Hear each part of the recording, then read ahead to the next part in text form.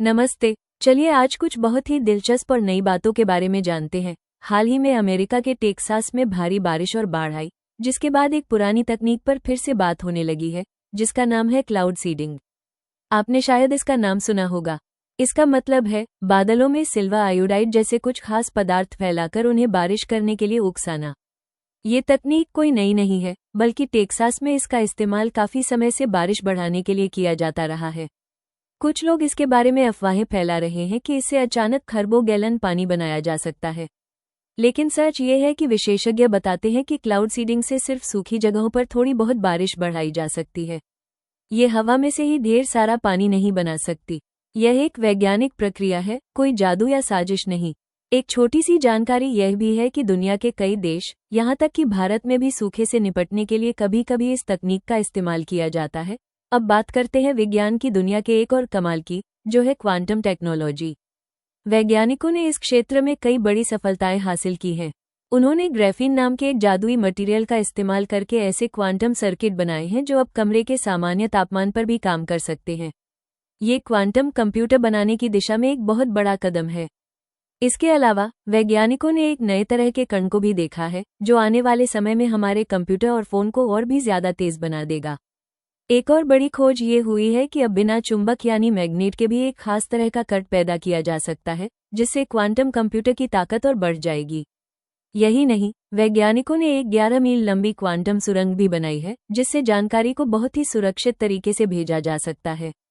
इन सभी खोजों से भविष्य की टेक्नोलॉजी पूरी तरह बदल सकती है। चलिए अब आपको अंतरिक्ष की सैर पर ले चलते हैं।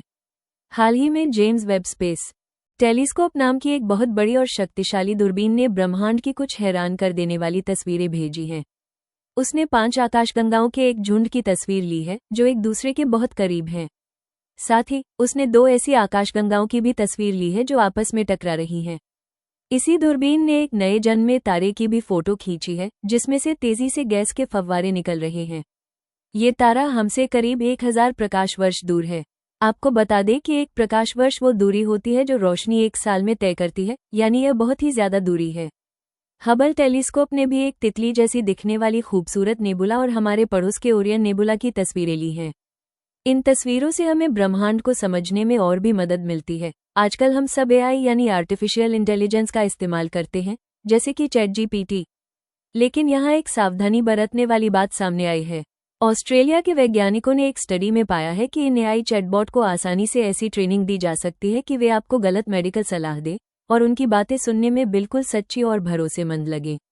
वैज्ञानिकों ने जब ऐसा करने के लिए कहा, तो GPT-4o और गूगल के जेमिनी जैसे बड़े एआई मॉडल ने तुरंत ही झूठी सलाह बनाना शुरू कर दिया, यहाँ तक कि उन्होंने झूठे वैज्ञानिक सबूत भी गढ़ दिए।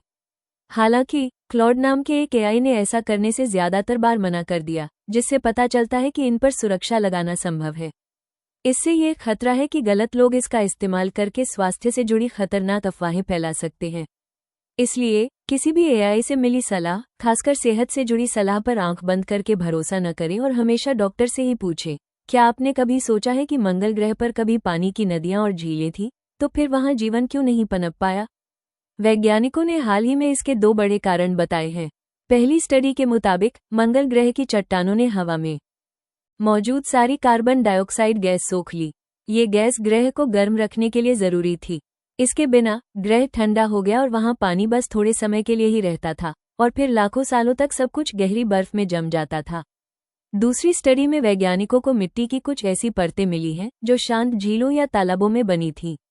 इसका मतलब है कि पूरे ग्रह पर हमेशा जीवन के लिए अच्छा माहौल नहीं था, बल्कि कुछ खास जगहों पर थोड़े थोड़े समय के लिए जीवन के लायक माहौल बनता था, जैसे रेगिस्तान में नखलिस्तान होता है। इन खोजों से हमें ये समझने में मदद मिलती है कि किसी ग्रह पर जीवन के लिए सिर्फ पानी होना ही काफी नहीं है।